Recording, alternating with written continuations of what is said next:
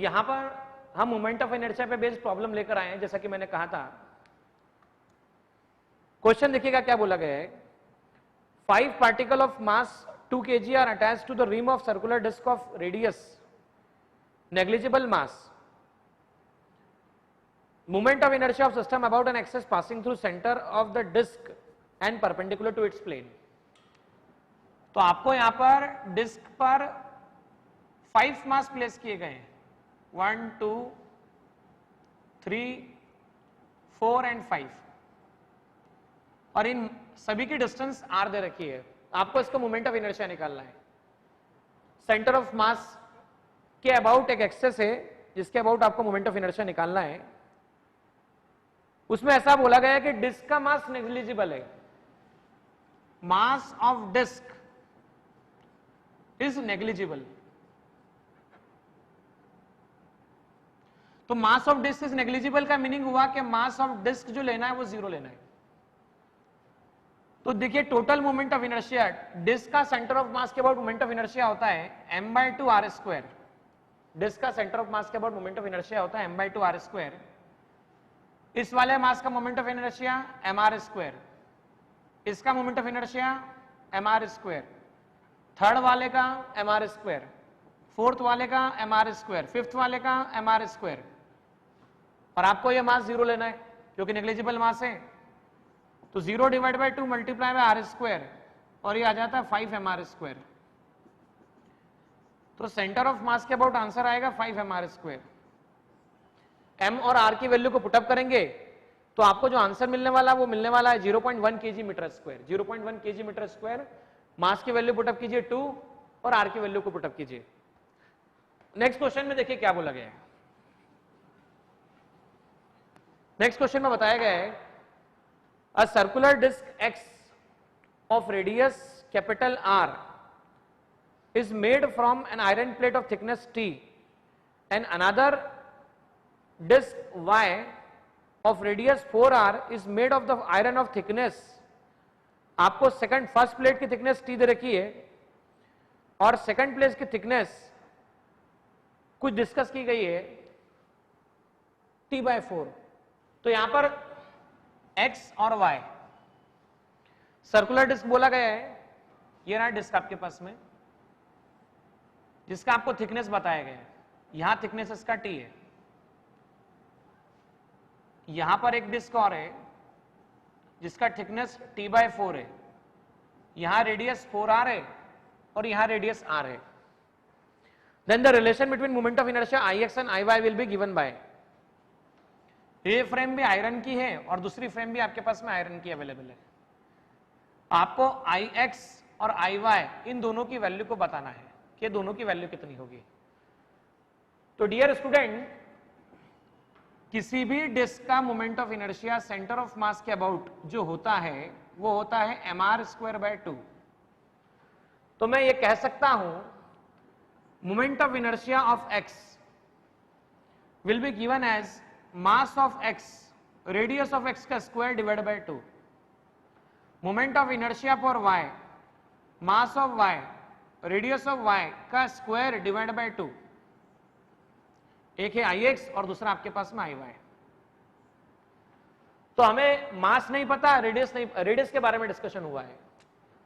तो मैं Ix upon Iy की वैल्यू को लिख पाऊंगा mx rx² divide by 2 my ry² divide by 2। यहां 2 से 2 cancel, mx upon my into rx upon ry का होल स्क्वायर।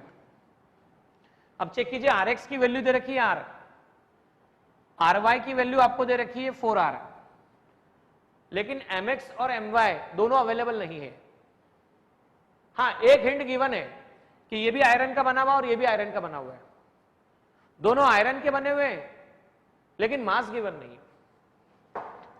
तो यहां पर हम क्या कर सकते हैं, एक की थिकनेस T और दूसरे की थिकनेस ये Ix अपॉन Iy। तो density equal to mass per unit volume of x। And that is equal to density mass of y divide by volume of y, ऐसा लिखा जा सकता है। क्योंकि डेंसिटी बदलने वाली नहीं, तो मास पर यूनिट वॉल्यूम वो चेंज नहीं होने वाला। हमें रिक्वायरमेंट है mx अपॉन my की, तो यहां से mx अपॉन my की वैल्यू को निकाला जा सकता है vx अपॉन vy। अच्छा, वॉल्यूम को लिखा जाएगा area into thickness, area of x into thickness that is t, area of y into thickness that is t/4।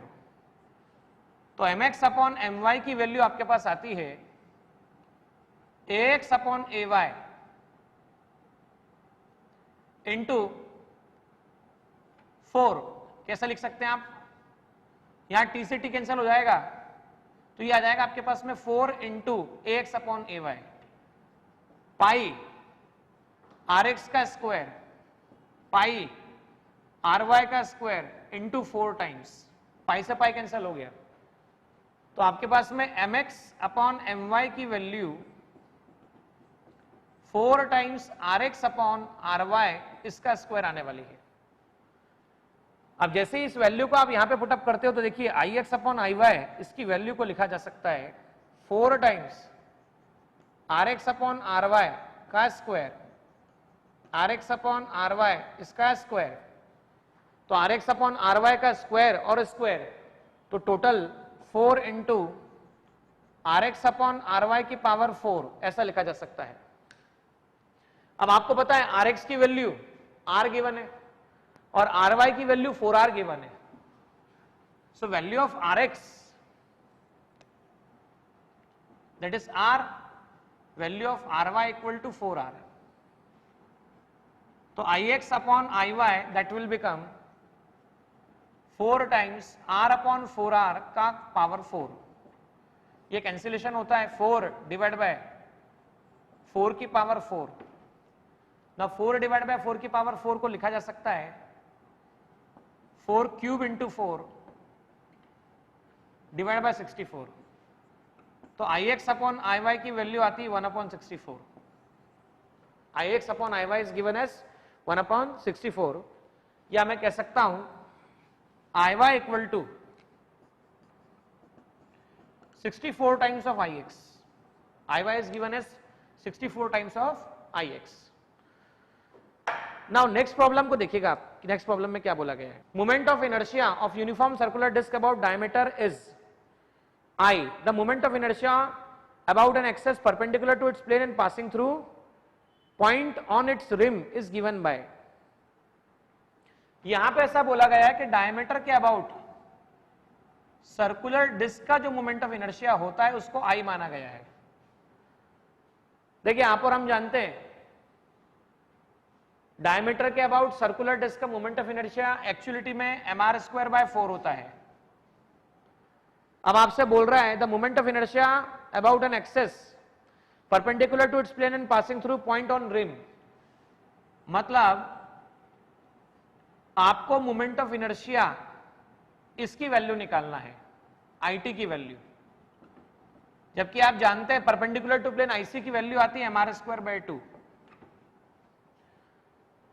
तो डिस्क के केस में इस IT की वैल्यू जो आती है वो पैरेलल एक्सिस थ्योरम से निकाली जा सकती है IC प्लस mh²।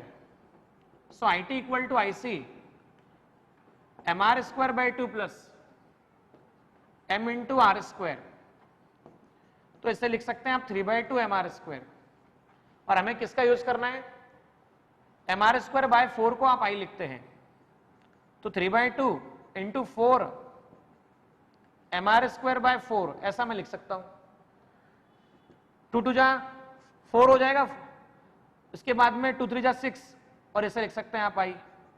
तो IT की वैल्यू आप चेक कर सकते हैं, आंसर 6I आता है, this will be 6I answer. Next question में चेक कीजिएगा। नेक्स्ट क्वेश्चन में ऐसा बोला गया है the 4 thin rods of the same mass m and the length l form a square as shown in the figure। जैसा कि आपको बताया गया figure, find the moment of inertia of system about an axis O and perpendicular to its plane। आपको centre of मास ना कहते हुए ऐसा कहूंगा मैं, ये 4 रॉड्स अवेलेबल है।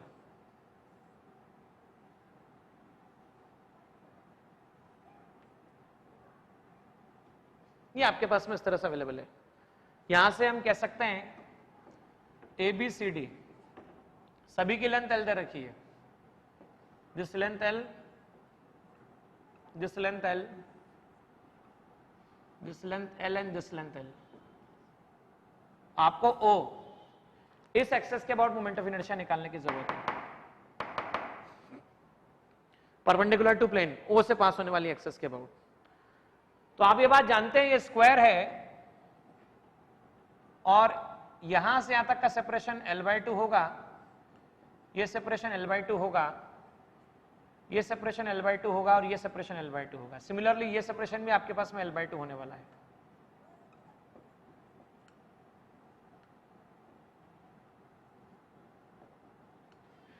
अब हुआ ऐसा कि आपको इसके अबाउट मोमेंट ऑफ इनर्शिया निकालना है, इसके अबाउट। तो ऐसा समझिए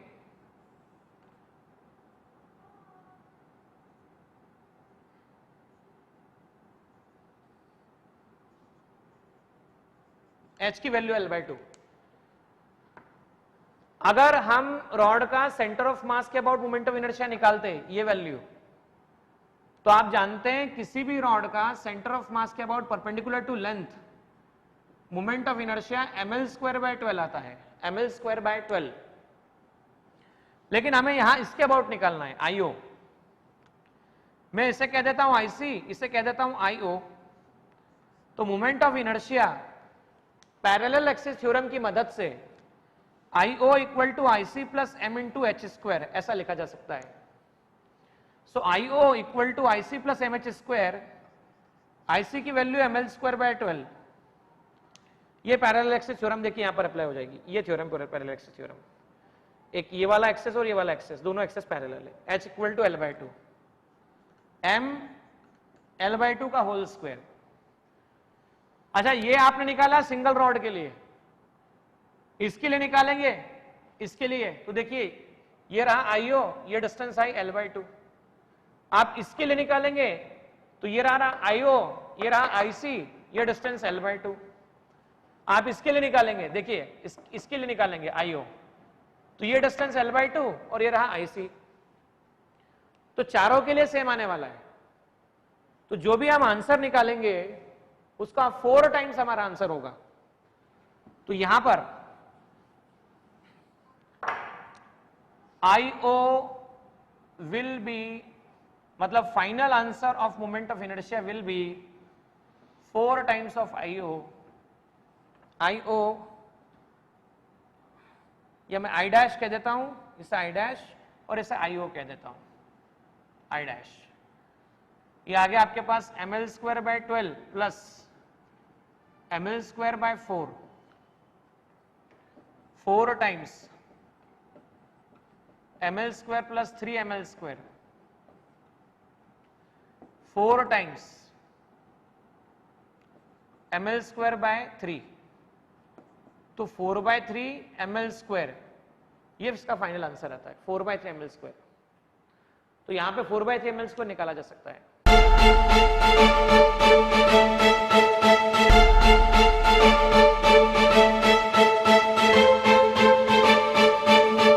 पुरोहित अकॅडमी, मेन ब्रांच प्रभात चौक, MJ कॉलेज रोड, लोकमान्य हॉस्पिटलच्या बाजूला, जळगाव आणि पांडे क्लासेस जवळ, बंधन बँके शेजारी, ट्रॅफिक गार्डनच्या समोर, जळगाव।